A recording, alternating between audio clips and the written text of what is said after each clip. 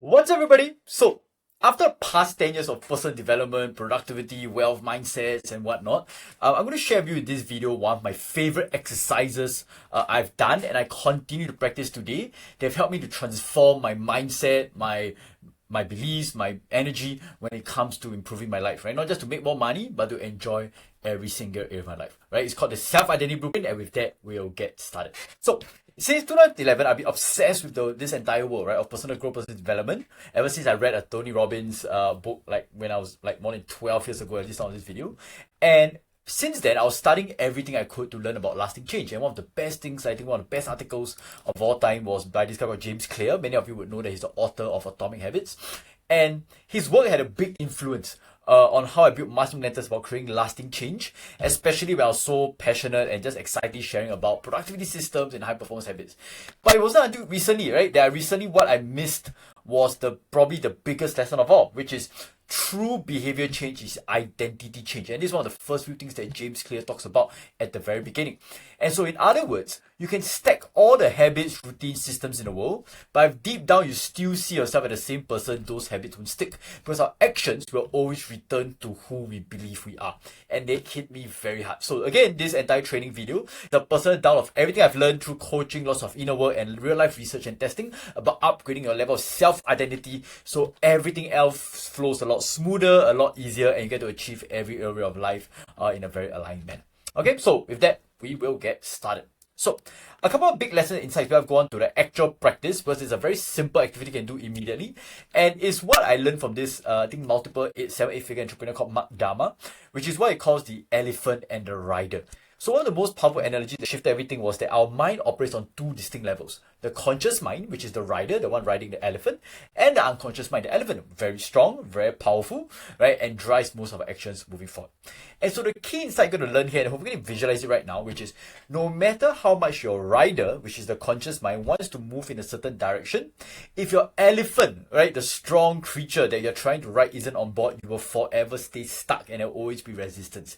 And this is why, despite knowing exactly what to do to grow your business, you might still find yourself watching TV shows or taking action. And so for me, it's worked a very long time, right? Which is I know I wanted to achieve something, right? More money, better health, better relationships. But because I wasn't consciously programming my unconscious mind, which is the elephant, I didn't get the results that I wanted. So if your unconscious identity doesn't feel safe, worthy, aligned, it will always resist, procrastinate, or even self-sabotage. Not because you're lazy, but because there's a deeper part of you that's not on board yet. So if you want real transformation, do it when both the rider and the elephant comes together. Okay, so when inner clarity starts matching the goals, then it becomes very natural. So that's lesson number one. Now, lesson number two, which is neuroplasticity, right, in the brain, right, and behavior change. And so sometimes we tell clients for years, which is our brains are actually wired to resist change. Again, not because we are lazy or something's wrong, but because our brain wants to feel safe. And so again, it's not a mindset, it's literally how the brain works to keep us surviving as cells so that we can potentially reproduce in the future. So here's what I found super helpful. Repetition is what rewires your brain. So the more you're repeated into something, the easier it gets and the less resistant you are. So showing up time and time again. Discomfort does not mean something is wrong. So anytime you feel uncomfortable or discomfort in doing something new, it's not that something's wrong. It just means that you're growing and you're moving out of your comfort zone. And number three is, yes, you can reprogram your unconscious patterns, but it takes consistent, simple action, not force or shaming yourself to do so. And so this was powerful for me because I was always feeling very guilty in the past whenever I was taking the safe route, when I wasn't consistent, I was procrastinating, even when I knew the things would help me. And so realize that this was the thing that I internalized, which is our brains are always wired to resist change, and there's nothing wrong with us because it's just trying to protect us. So if you ever felt bad about not doing what you said you could, or you procrastinate, or you avoid, or you started feeling the spiral of feeling guilty, please hear this, right? You're not broken, you are freaking human. And so change gets easier when you stop judging yourself and you start working with your brain and against it. And this is what we'll talk about later as well. And so the third lesson learned is what we call the brain-heart coherence. So one of the most fascinating things I've learned that I wish more people knew comes from the father, right, of biohacking, Dave Asprey, or the father of the field of what I call heart rate variability. So it turns out that heart doesn't just pump blood; it actually sends signals to our brain, right, even more than the brain sends to the heart. And so sometimes when our heart is actually telling us what is actually needed, what's actually aligned to us. And so when your heart and brain is in sync, you get more clear, you get more creative, and get better intuition, you get better decisions, and more grounded. You actually get results faster because my nervous system is not stuck, right? Survival mode. So there's actually a whole science behind it, which I'm not going to go into detail, but this has been proven. So best part is you can train that brain-heart coherence, that alignment, through simple breathwork exercises. So for me, one of my favorite exercises, every day I just take 10 minutes, close my eyes, take some deep breaths, and ask myself, what is my intuition telling me? And that's a very simple one, but there's one deeper breathwork that you can use also. So I found this super powerful because I tried to think my way to better decisions, a better life, but it was only when I started regulating my nervous system, I think back in March 2024, where I started focusing on trusting myself, breath work, intuition, right, that results got way easier than before. Not just clearer thinking, but deeper sense of alignment with what I actually wanted. So if you ever felt like your brain is scattered, you feel overwhelmed, it's stuck, sometimes, right, it starts with your body, your breath, and what you see. So again, close your eyes, take a deep breath, and it changes more than you did. Okay, and the fourth lesson before I go on to the actual implementation framework is the one skill, which is state management. So your ability to shift how you feel, your think, and show up no matter what's going on outside. And this is what I call state management, where you're in control of your emotions, not your emotions control of you. So a very quick example was this story by this guy, this trader called Paul Jones, makes millions of billions of dollars.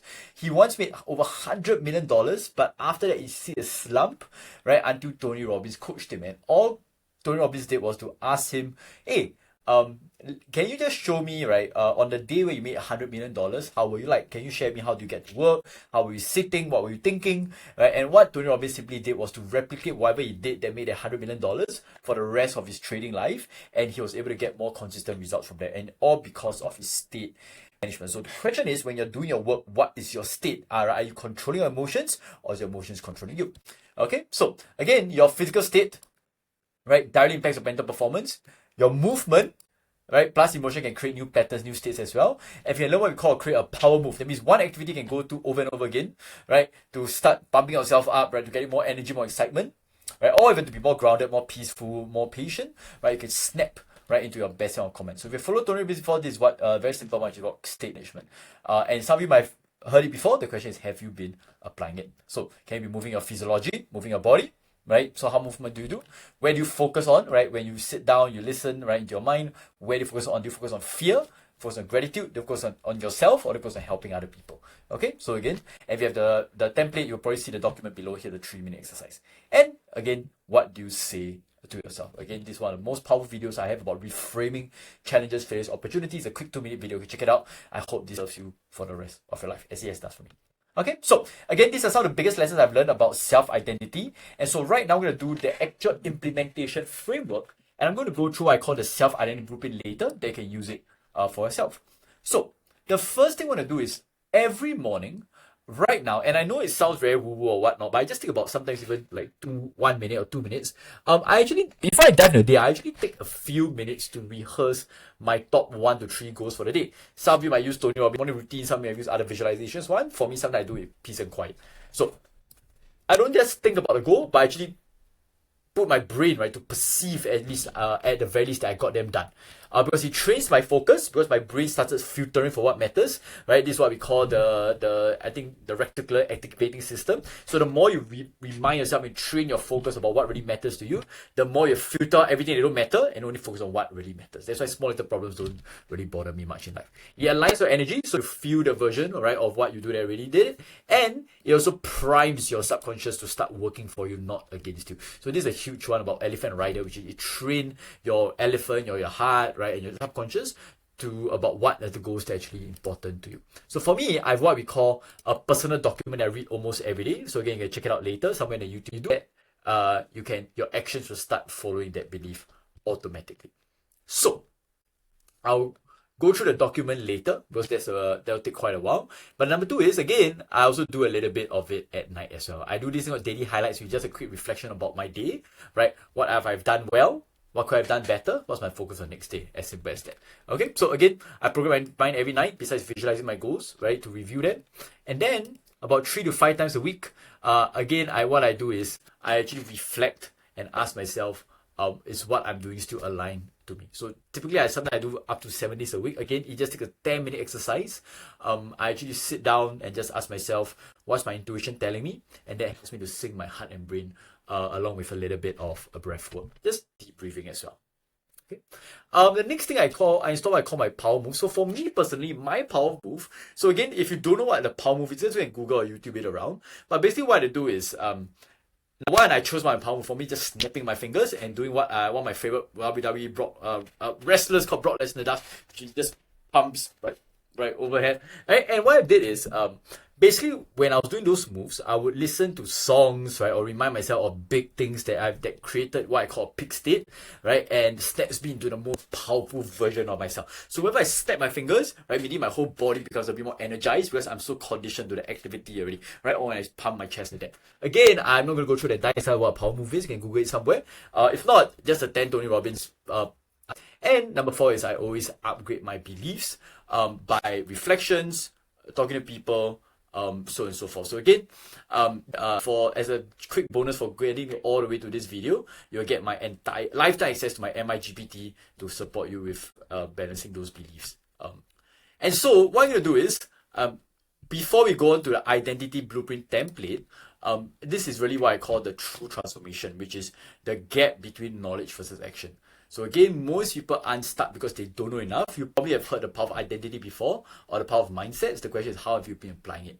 Okay, so again, this entire training or video is not about giving you concepts for the sake of it, but it's helping you to actually apply what matters and repeat it until it becomes second nature. So for me, I realized I heard a lot of this stuff I just shared with you before, but I really wasn't applying it, right, in a way that stuck. Okay, so it was only when I started scheduling these activities in my day, allowed myself to refine, to test it, and not having to be perfect, that all of these practices really clicked for me to integrate my mindset. Okay, so and what this means for transformation isn't just the tools themselves, as I'm going to share with you, but you need to realize that real transformation involves your whole system, which is it's not just about using your mind, right? It's about your body, your emotions, your energy. So again, back to the rider and the elephant. If the rider wants to go one way but the elephant is on board, there will always be a resistance. So you always want to make sure that it's both together. And your elephant are sometimes the things that we tend to avoid, the inner conversations, the discomfort, the things that we try to push down. But the more that happens, right, the more we won't get to the place we want because we are going to two different places. Okay? And so what I'm going to do is I'm going to talk about the self-identity blueprint. And again, you get to get the recommended, you get to make a copy and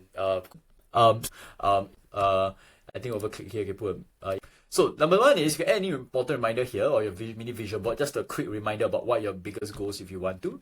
And for me right now, this season of my life is actually just to check my bank account every day. So this is part of another exercise what I call my money programming activities, right, where I'm just trying to get my brain to be very conditioned to look at my money cash flow. But anyway, so again, whatever reminders you want to put yourself, whether it's for you to check your KPIs, for you to do any routine that you tend to forget, but for me, it's just to check my bank account.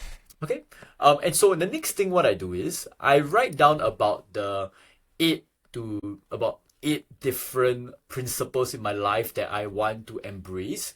I might change it very occasionally, but this 8 has been working very well for me, which is the 8 truths in my life that I know will help me make me succeed. So for example, my reality will always conform to my deepest beliefs, right? I'm fully responsible for my results, right? I have the 100% power to change anything. I don't rise to my goals, I fall to my standards. So again, you don't have to write it as wordy as mine. I do like words, so you can make it shorter as well, but these are just principles that I remind myself every single day that I know will help me succeed for life. Okay, breakthrough principles. And then if you want to, you can also use my MIGPT to come up with breakthrough reminders. You can copy and paste this prompt, and based on what you want, based on what you need, based on the season of life, they can actually come up with some prompts for you. If not, you can just borrow and copy mine. Okay, so again, I'm reading it not because I've read it, because I probably it's the 50th time I read it or 100th time I read it by now. But every time I read it, I'm just training my subconscious brain to align, right, my activities with all of these mindsets. Okay, so the next thing is I do add my vision, right? And my mini vision board if you have. And I just remind myself that consistency trumps intensity. But sometimes I look at my vision board, it looks very big, very far away. But again, I'm just reminding myself. So all these just reminders of things that you really know that you want to remember for the rest of your life to help you succeed. Okay, so next one, this is more from, I learned this process from this guy called Sam Ovens.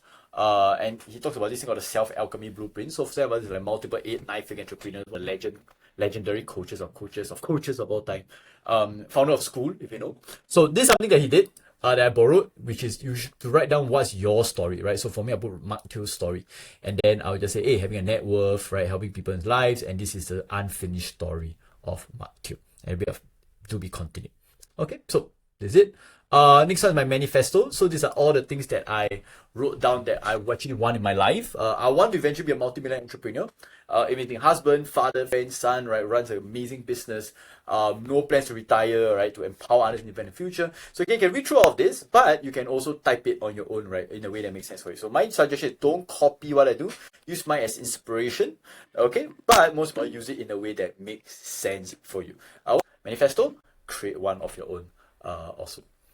The next one then is the identity, right? So what are some character traits that you want to embody, right? Awake with excitement, being positive, being a giver, being authentic, being smart. You could even write down what is your body type and style, right? If that's important to you. So for me, I'm very chill, right?